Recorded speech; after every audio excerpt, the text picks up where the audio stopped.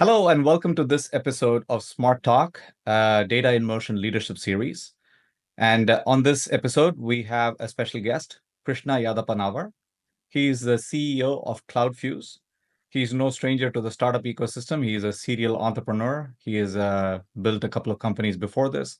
And so we warmly welcome Krishna to have this conversation about observability, which is, again, a favorite theme in this series to have with us. Welcome. Thank you. So Krishna, as a way of introducing yourself, why don't you tell us about Kloudfuse and your drive to start the company? Okay, absolutely. Thanks, Dinesh. Thanks for the warm introduction. Hi, folks. My name is Krishna. I've been living in the Valley for almost 2+ decades, and have been working with bunch of startup and big companies.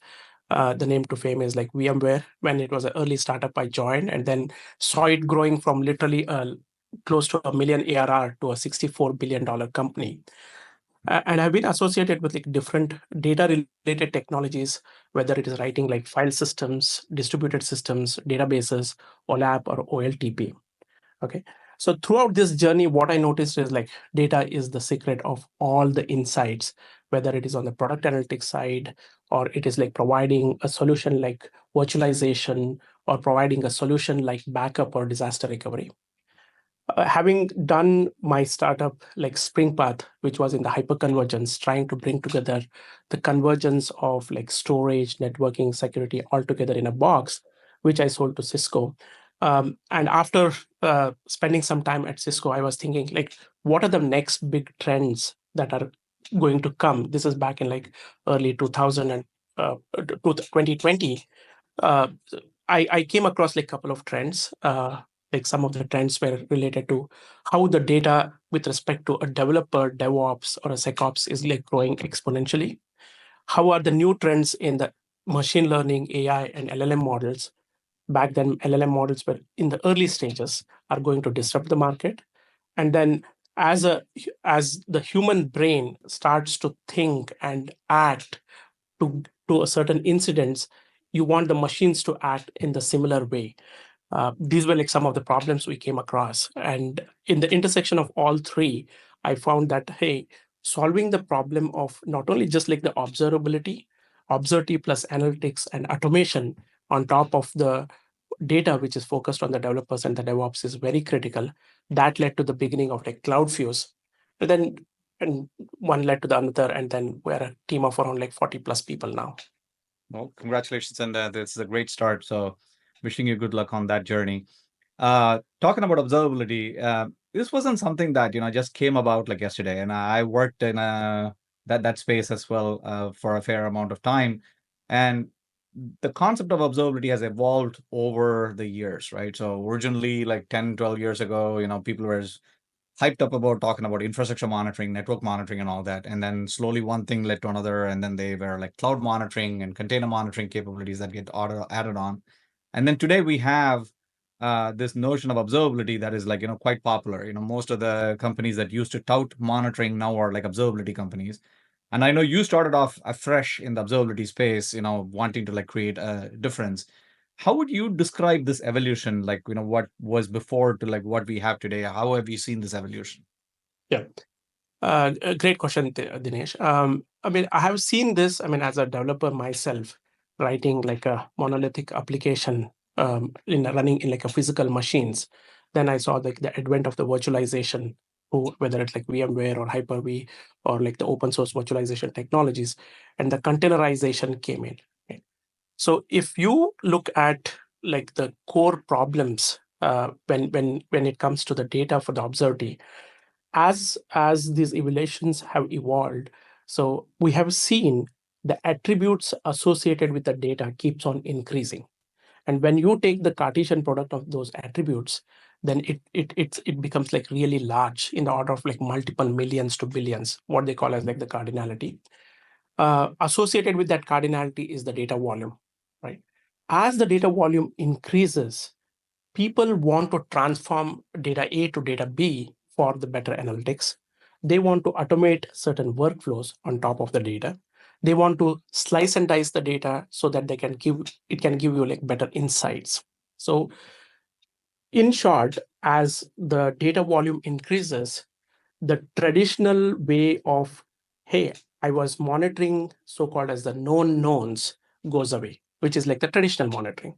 Then you are looking at like the known unknowns, which is like the beginning of observability, and there is the complete unknown unknowns where you don't know anything and you are thrown at multi-terabyte to petabytes of worth of data, and you have to dissect within that data and get to the lack of better word where exactly the problem is, how is it correlated to the incident, what is the root cause analysis, what is the impact analysis. So as long as the developers write code, this complexity, more and more services are coming, this complexity is going to go higher and higher. And hence, the observability continues to be as an evolving space where the new challenges emerge. Fantastic. Um, so observability obviously is definitely a difficult problem to solve. I would love to like explore why is that, but I think you touched on it a little bit as well just now. But it's also that, we have a crowded marketplace. There are dime a dozen vendors out there that are, saying like, we solve this part of observability and that sort of observability and all that.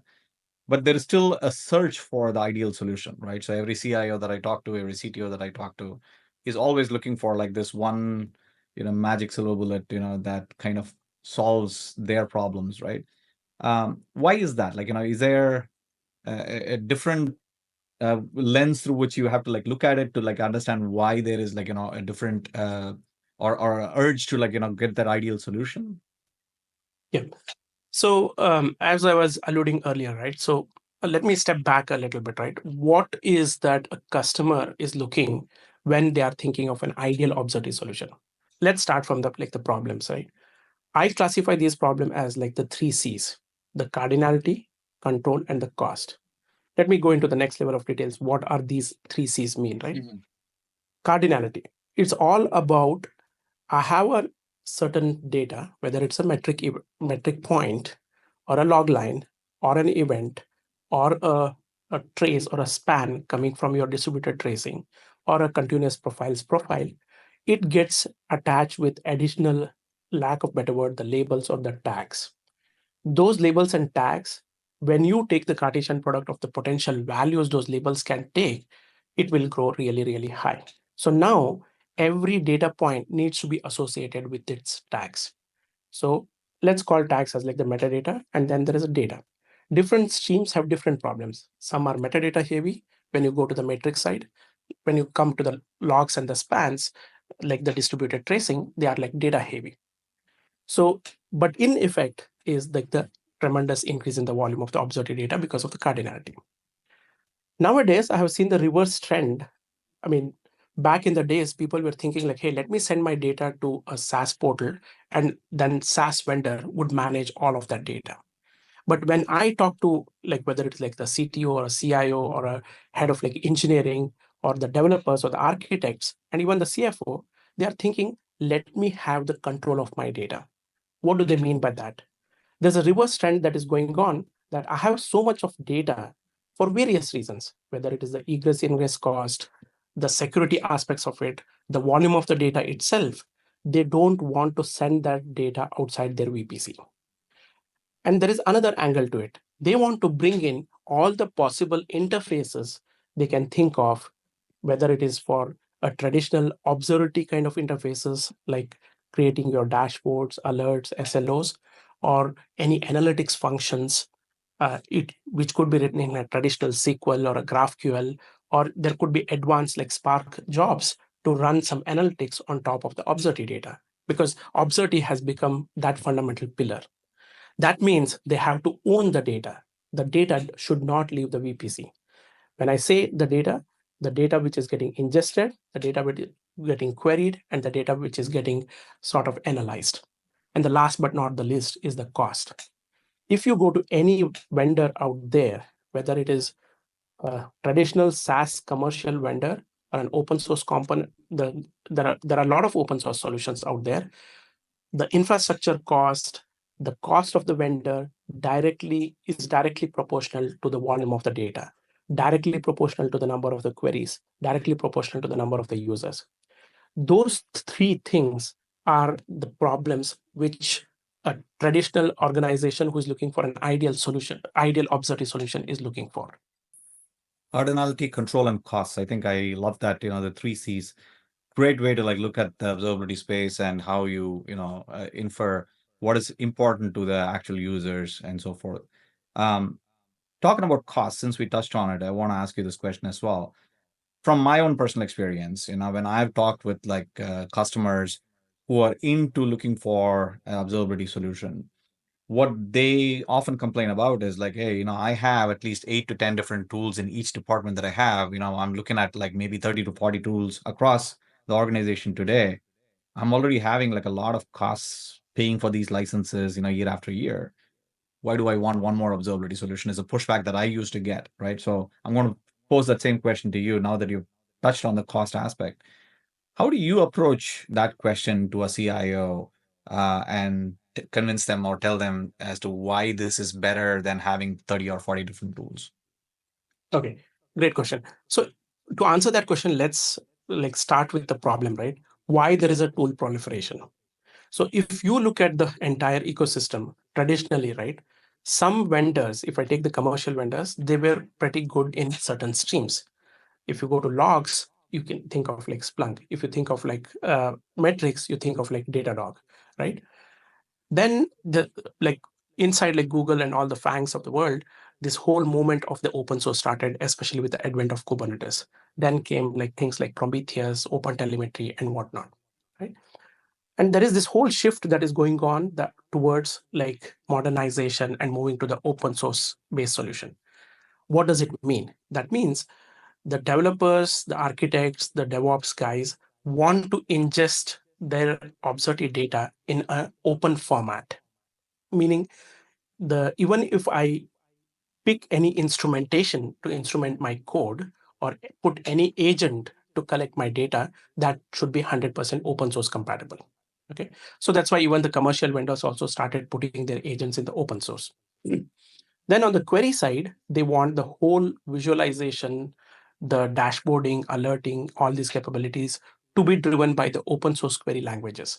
That's why the emergence of like PromQL, LogQL, TraceQL, OpenTelemetry is now trying another open source query language.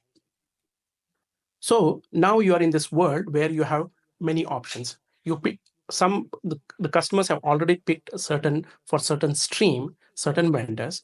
Then there's an open source movement. And then different teams are using like different infrastructures. Some are based on Kubernetes, some are based on like serverless, some are based on like ECS, Fargate, whatnot. So that is adding another dimension. And to get to the speed and the agility of the whole product delivery, the CI/CD has evolved, right? In this intersection, to solve the problems very quickly, they try to look for the pointed solution and hence end up choosing a very pointed solution. That's when as an ideal observability solution, if I were to start my observability stack for my company, I would step back and see like, hey, if I want to reduce my MTTR and MTTD, I need to collect all the N streams of the observability data. Do I go to N different vendors and pick N different streams? Or do I go to a observability data lake where I can put all the streams together so that the correlation, the advanced functions like outlier detection, anomalies, causation becomes relatively easier? That would be an ideal solution where you can consolidate everything in a data lake where you can preserve your data within your premises. Fantastic.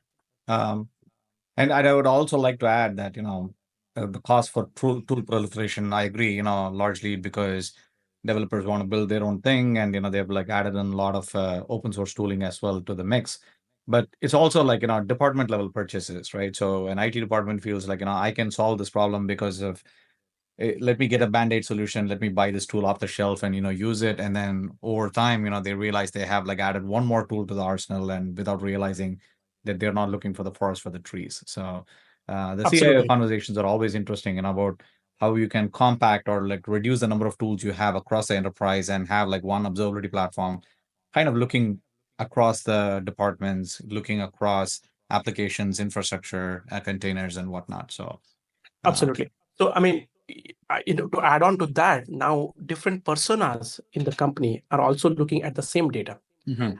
like DevOps, developers, architects are all looking at the observability data with respect to infrastructure, containerization, applications, and whatnot, right? Using the same logs, the SecOps guys are trying to dissect the data to look for the security and the threats. Looking at the similar data coming from the logs or the traces, even the data ops guys are looking like, hey, how good are my data operations? And now with the advent of LLM, even the LLM ops guys are looking with the similar data to do their kind of analytics. So there is another consolidation that needs to happen. That's one thing I would look for an ideal observability solution. Like, how do I bring in all the different personas in an organization so that they can leverage the data from the same so-called as the data lake? Truly the proverbial single pane of glass thing, that we always been striving for. So it's a good thing. So I want to touch on like one other thing that you mentioned briefly as you were explaining the previous response, which was about reducing MTTR, right? So as a primary crux of observability, it is about not only troubleshooting, but also like, the reducing the MTTR, reducing alert noise and those kinds of metrics as well. So it definitely saves SREs and IT ops from having to like, split hairs and figure out where the trouble is and all that. As a key fundamental requirement for like solving this, you need access to real-time events as they are happening. If there is a log that got entered in a particular application or a particular server about malicious activity or something like that, you need access to that event right away, then and there, so that you can understand where that anomaly is, what's happening across your infrastructure, why this particular spike in a particular memory thread or whatever, right? So you need to figure that out, and in order for that to happen, you need the ability to like ingest all of this in real time as well, right? Data immediacy, which is a favorite term of mine over the last year, I've been talking about it. And data freshness is kind of like of prime importance here. This is what we are talking about. How fresh the data is how quickly you can resolve that particular problem or maybe even avert something that's about to happen. In this particular context of observability, particularly when you're talking about like hundreds and thousands of like servers that you're like monitoring and all that, how do you or where do you pinpoint saying, here's where the trouble is in terms of getting the data to be as fresh as possible or not? Is it largely dependent on the ingestion mechanisms? Because you spoke about like OTel and other types of like instrumentation techniques and all that too. So how else would you like think about it or look at it from this perspective of how quickly can I get access to real-time data? Okay. Another great aspect of the observability. You're absolutely right, Dinesh. So the key dimension where the observability data is getting consumed is how quickly can I have the data the moment the data has left from the source of the data, whether it is your application or your infrastructure components or your platform like open source components and things like that, right? So for that, if you look at how the industry has evolved in the last like 5 to 10 years or so, the real-time streaming services, real-time databases have come along, right? If you look at the traditional observability solutions, I mean, they couldn't leverage those functionality because the technology was like relatively older. So with the advent of the real-time streaming and the real-time databases, you can get to the access of the data as quickly as possible. Okay. So that is the measure of what is called as the freshness of the data from the moment it has left the application until it is readily queryable. That's all matters. Then there is that aspect of like, hey, I have all the data. How do I compartmentalize that data? How do I find the relevant patterns I need to get to the root cause is the next set of the problems. So that means I should be able to transform data, one data to the another data. Hey, I'm getting series of logs. Can I quickly look at a metric out of the logs? I'm getting a series of span. Can I look at some attribute within that span or a trace to analyze that data? Because these attributes are typically correlated, and that's how the debugging happens. So that is the next dimension. And then the third dimension is the advanced analytics on top of that data. Can I bring some interesting statistical or the large language models to analyze the data to find what is called as the outliers in my system? Can I find the anomalies in my system? Okay. Can I look into the seasonality aspect of my data? Can I forecast my data based on what I have seen from the past, the seasonal aspect of the data. So all these is what I call as the package of the advanced analytics. So when you think of the overall solution, after the freshness of the data is solved, you need to think about the data as a unit of like a brick, and then how each brick can be like adjusted, and then set of analytics function. And then the next the natural thing that we'll need to is like, hey, I have analyzed this once. Can I automate it? That becomes the natural extension to the whole thing. So that's why, along with the three C's problem, I also we have seen the customers using like, how can I observe, analyze, and automate my observability data? Very cool. Very cool. And then, as a part of your response, you also mentioned the magic word, LLMs, large language models. I mean, these days you cannot have a conversation without talking about like Gen AI or LLMs. So I'm glad you mentioned it, because I could definitely ask you about this, which is LLM observability. It looks like that's an emerging space suddenly, given that we have a proliferation of LLMs everywhere and people are struggling with understanding, how they are performing and so forth. So tell us about that. Looks like Kloudfuse is also building something on that front as well, right? So tell us more about it. Yeah. I mean, yes. I mean, fundamentally, the LLM models are getting deployed in like various use cases, right? As the lack of better word, the dynamism of the data changes, especially in the observability world, the data is like very dynamic. Building the right LLM model to do certain operations is always hard, right? So we have looked at the problem in two ways. How can I leverage certain LLM models on top of the existing observability data, which is getting consumed by all the different personas I talked about, whether it is DevOps or SecOps or data ops guys or the LLM ops guys? That's the one aspect of it. And there is the other aspect of, hey, I'm developing an application where the LLM is a very, very critical component. How do I look at the complete observability of an application which is producing the data, which is getting fed into the LLM? And then there are a lot of consumers who are consuming that data from those LLM models. So we are thinking of, in fact, I can say that we are the first one to end think about what is the true observability for all the applications which are developed using the LLM models. Because I have come across a lot of solutions just looking at the model observability, like drift and things like that, but we are looking end to end. I mean, that's a very interesting aspect because a lot of infrastructure application observability goes along with the model observability and the rest of the things. And then last but not the least, if you go and ask to any CIO or the CFO, the cost of the LLM, like the current solutions, the cost is another key dimension. How do you keep that cost or even provide any analytics or the observability on the cost metrics of the LLM models itself is another aspect of it. So you have to look into everything. Performance, lack of better word, let's call it as APM for LLM applications, the model observability, and then the cost observability. So these are the typical dimensions you would look at it. Very cool. Exciting space. And I'm definitely excited about learning what's coming in that space in the upcoming few months. So thank you so much, Krishna. This has been a very, very wonderful conversation. Loved having you on our show. Loved talking about observability. I'm going to remember your three C's: cardinality, control, and cost. I think it's a great way, great mantra to like look at observability. So thank you for all the insights. Appreciate you being here. Thank you. Thanks a lot, Dinesh. Thanks for having me on your web chat.